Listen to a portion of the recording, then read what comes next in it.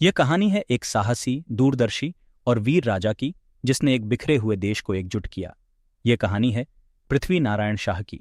दृश्य: गोरखा के हरे भरे पहाड़, ग्रामीण परिवेश और एक छोटा महल।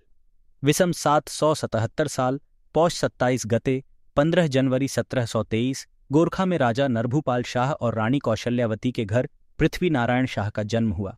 बचपन से ही वे तेजस्वी, जिज्ञासु और साहसी थे। बाल्यकाल में ही उन्होंने राजनीतिक चालाकी और सैन्य रणनीति के मूल तत्व सीख लिए थे। राजगद्दी संभालना और देश का सपना। विसन 1225 ईस्वी में 25 वर्ष की आयु में पृथ्वी नारायण शाह ने गोरखा का राजगद्दी संभाला।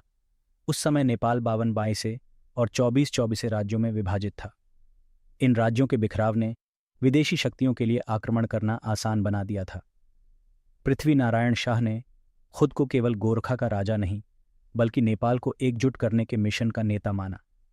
उन्होंने कहा, देश की रक्षा कर सके तभी हम एक रहेंगे। नुवाकोट विजय की कहानी। पृथ्वी नारायण शाह ने अपनी पहली मुहिम नुवाकोट विजय से शुरू की। नुवाकोट व्यापार और रणनीतिक दृष्टि से महत्वपूर्ण था।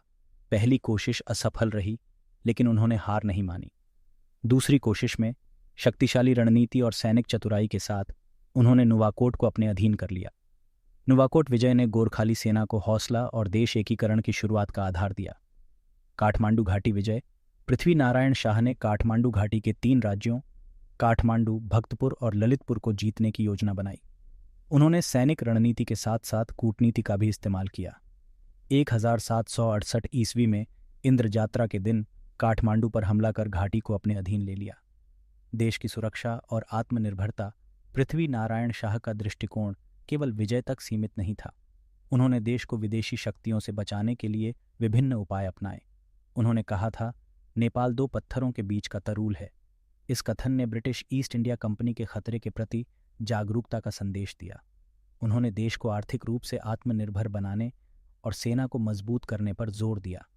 4 जात 36 वर्ण का साझा फूलबारी। पृथ्वी नारायण शाह ने देश की विविधता का सम्मान करते हुए कहा, नेपाल 4 जात 36 वर्ण का साझा फूलबारी है। उन्होंने सभी जातियों, धर्मों और समुदायों को समान दृष्टि से देखने की प्रेरणा दी। अंतिम क्षण और प्रेरणा। विषम 1831 1776 ईस्वी, माघ 1 गते, 12 जनवरी, पृथ्वी नारायण शाह का निधन हुआ। लेकिन उन्होंने जो एकीकृत नेपाल बनाया, वह आज भी हमारी पहचान है। यह कहानी सिर्फ एक व्यक्ति की नहीं है, यह कहानी है एक पूरे राष्ट्र के निर्माण की। पृथ्वी नारायण शाह का देखा हुआ सपना हमें संजोना है।